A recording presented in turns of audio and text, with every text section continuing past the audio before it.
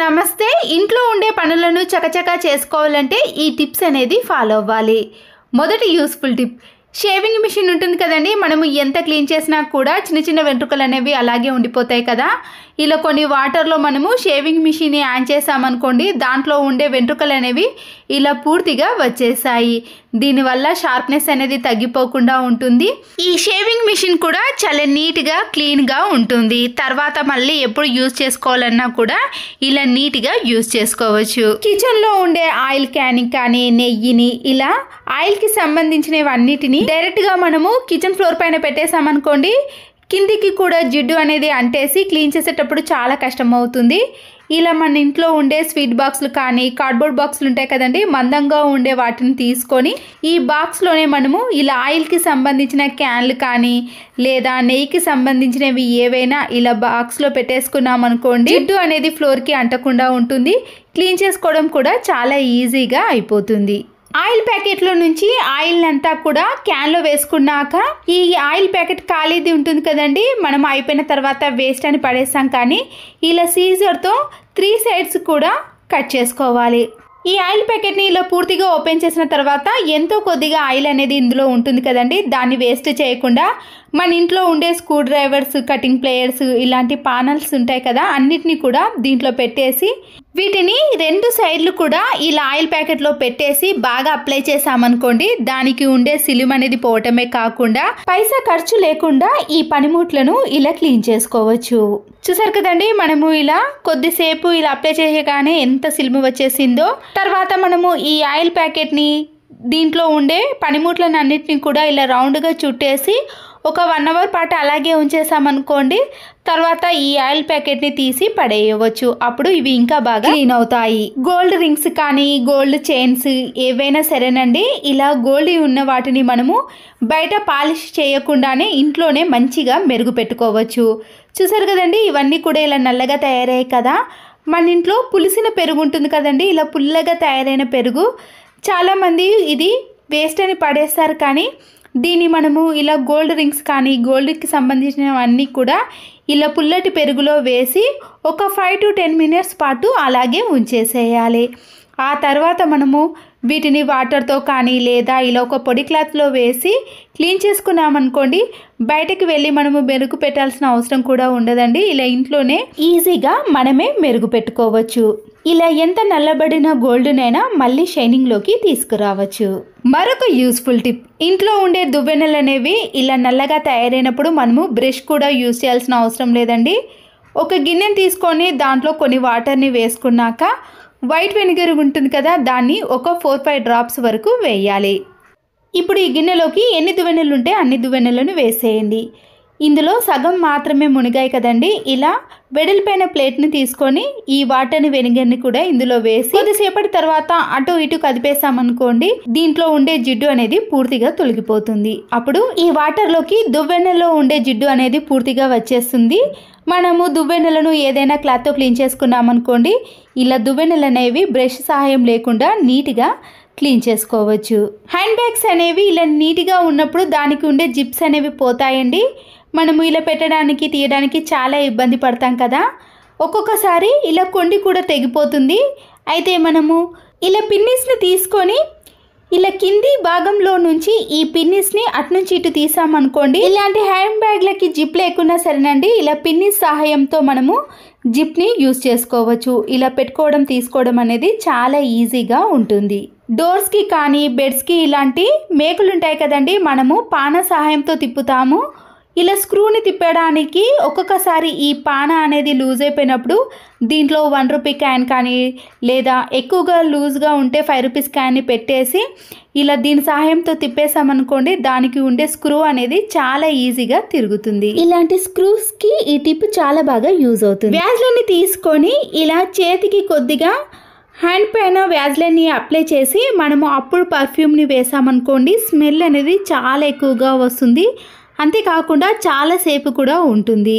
ఇలా మనము హ్యాండ్స్కి కొట్టుకున్నప్పుడు డైరెక్ట్గా కాకుండా ఇలా వ్యాజ్లైన్ పైన అప్లై చేసామనుకోండి, ర్యాషెస్ కానీ అలాంటివి అస్సలకే రావు. చెమట ఎక్కువగా ఉన్న ప్లేస్లో వ్యాజ్లైన్ అప్లై చేసి ఈ పర్ఫ్యూమ్ని వేసామనుకోండి, చెమట అస్సలకే పట్టదు, స్మెల్ కూడా చాలాసేపు వరకు వస్తుంది. చేతికి ఇలా బ్రాస్లెట్ పెట్టుకునేటప్పుడు కొండికి తగిలించేసామనుకోండి, ఒక్కొక్కసారి ఇలా జారిపోతూ ఉంటుంది. మనము ఎంత ట్రై చేసినా కూడా అలా కొండిని పెట్టుకోలేకపోతాం కదా.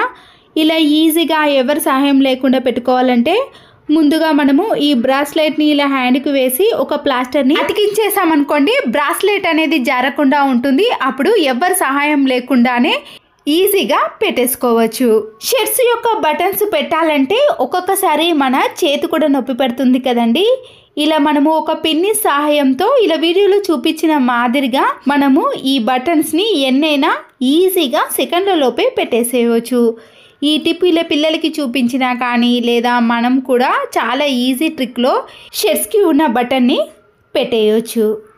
కబోర్డ్స్ మధ్యలో కానీ ఇలాంటి బీరువా మధ్యలో చిన్న చిన్న స్పేస్ ఉంటుంది కదండి, మనము చీపురు కట్టతో క్లీన్ చేయలేనప్పుడు ఇలా పాడైపోయిన ఒక టూత్ బ్రష్ని పెట్టి ఇలాంటి చిన్న చిన్న ప్లేస్లో మనము ఈజీగా క్లీన్ చేసుకోవచ్చు.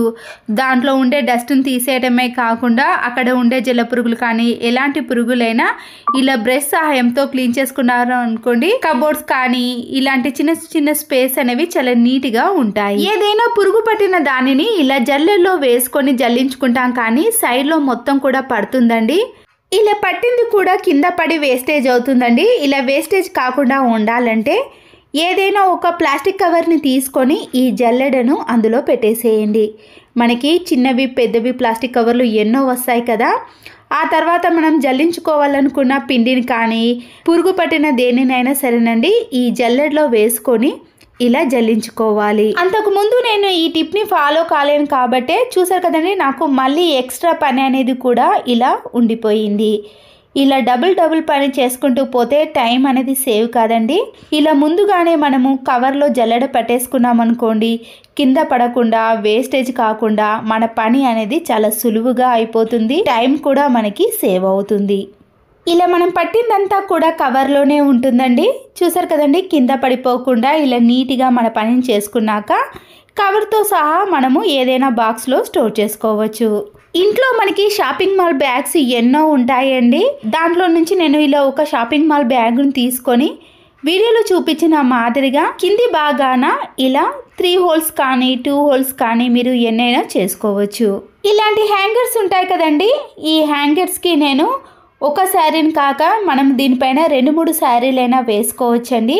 ఈ షాపింగ్ మాల్ బ్యాగ్లో నేను మామూలు శారీస్ని పెట్టి చూపించాను కానీ పట్టు శారీస్ పెట్టుకున్నాం అనుకోండి, డస్ట్ కానీ కలర్ చేంజ్ కానీ అలాంటివి కాకుండా ఎన్ని సంవత్సరాలైనా నీట్గా ఉంటాయి. షాపింగ్ మాల్ బ్యాగ్ హోల్డ్ చేసాం కదండి, దాంట్లో నుంచి ఈ హ్యాంగర్ని తీసి మనము బీరువాలో కానీ కబోర్డ్లో కానీ హ్యాంగర్కి వేసుకోవడం కానీ లేదా మేకుకి వేసుకున్నాం అనుకోండి, పట్టు శారీస్ కానీ ఇలాంటి కాస్ట్లీ శారీస్ అనేవి దుమ్ము పడకుండా కలర్ కానీ స్టోన్స్ కానీ చేంజ్ కాకుండా ఇలా ఎన్ని రోజులైనా ఈజీగా పెట్టుకోవచ్చు.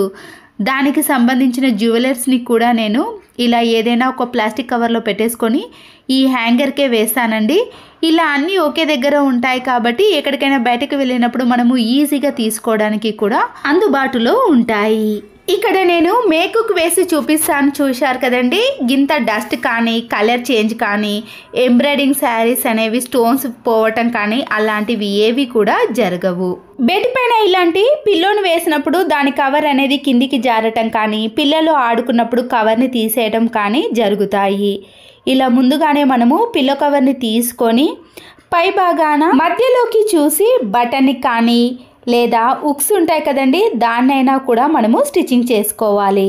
ఇలా వేస్ట్గా ఉన్న బటన్స్ని ఏదైనా తీసుకోవచ్చండి.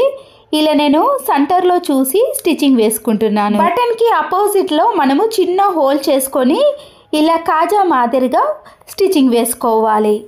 ఈ పిల్లో కవర్లో పిల్లోని పెట్టేసిన తర్వాత మనము ఆ బటన్ని కూడా పెట్టేసేయాలి. చూసారు కదండి, మన ఇంట్లో ఉండే ఇలా ఏదైనా ఒక బటన్ని పిల్లో కవర్కి వేసామనుకోండి, పిల్లో అనేది బయటికి రాకుండా ఉంటుంది. పిల్లలు ఆడినా కానీ కింద పడ్డా కానీ పిల్లో కవర్ అనేది ఇలా సపరేట్ అనేది కాదు. ఈ పిల్లో కవర్కి మీరు కావాలంటే ఇలా 2 బటన్స్ని కూడా వేసుకోవచ్చండి. నేను ఇలా త్వరగా అయిపోతుందని ఒక బటన్ వేసుకున్నాను. ఇలా నెయిల్ పాలిష్ వేసుకున్నాక చాలా రోజుల తర్వాత దీన్ని తీసేయాలనుకున్నాం అనుకోండి, నెయిల్ రిమూవ్ లేనప్పుడు మళ్ళీ నెయిల్ పాలిష్ని ఈ నెయిల్స్ పైన అప్లై చేసిన తర్వాత ఏదైనా కాటన్తో నెయిల్స్ పైన ఉన్న ఈ నెయిల్ పాలిష్ని తీసేసామనుకోండి, నెయిల్ రిమూవ్ అనేది అస్సలకే అవసరం లేదండి. ఇలా మనకి ఏదైనా అర్జెంట్ టైంలో నెయిల్ పాలిష్ని తీసేయాలంటే లేదా డబ్బులను సేవ్ చేసుకోవాలన్నా కూడా ఈ టిప్ అనేది యూజ్ అవుతుంది. సరుకులు తెచ్చుకున్నాక మిగిలిపోయిన సరుకులను ఇలా కవర్లో పెట్టేసామనుకోండి, పురుగు కానీ లేదా త్వరగా పాడయ్యే అవకాశం ఉంటుంది. పాత లెగ్గిన్లు ఉంటాయి కదండి, ఇలా లెగ్ కాడ కట్ చేసినవి నేను ఇలా సరుకులకు వేసుకున్నామనుకోండి, పురుగు పట్టకుండా ఉంటుంది.